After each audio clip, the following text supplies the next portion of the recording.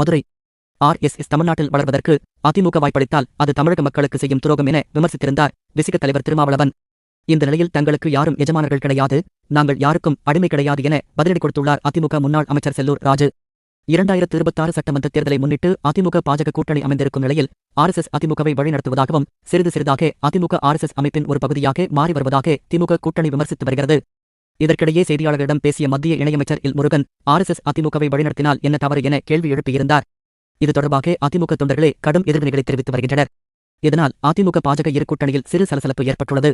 இந்த நிலையில் இது தொடர்பாக பேசியிருந்த விசிக தலைவரும் எம்பியுமான திருமாவளவன், அதிமுக பெரியார் பாசறையில் வளர்ந்த இயக்கம் எனவும் RSS போன்ற அமைப்புகளுக்கு எடப்பாடி பழனிசாமி ரத்தின கம்பளம் விரித்து வரவேற்பு கொடுப்பது அதிர்ச்சி அளிக்கிறது என கூறியிருந்தார். மேலும் RSS தமிழ்நாட்டில் வளர்வதற்கு அதிமுக வாய்ப்பளித்தால் அது தமிழக மக்களுக்கு செய்யும் துரோகம் என விமர்சித்திருந்தார். இந்த நிலையில் தங்களுக்கு யாரும் எஜமானர்கள் கிடையாது, நாங்கள் யாருக்கும் அடிமை கிடையாது என பதிலடி கொடுத்துள்ளார் அதிமுக முன்னாள் அமைச்சர் செல்லூர் ராஜு.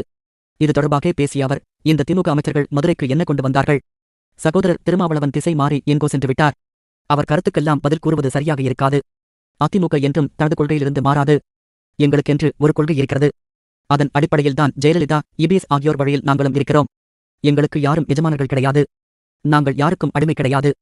மேற்கு தொகுதியில் நிச்சயம் மேற்கு பகுதியில் சூரியன் உதிக்கும் என்று அமைச்சர் மூர்த்தி சொல்லி வருகிறார்.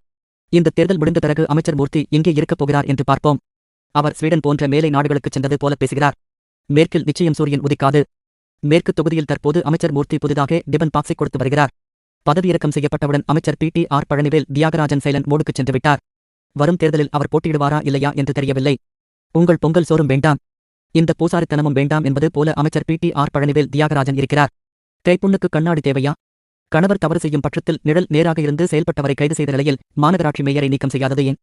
மதுரையில் இருக்கக்கூடிய இந்த 2 அமைச்சர்களுடைய செயல்பாடுகள்தான் என்ன என கேள்வி எழுப்பினார் செல்லூர் ராஜு.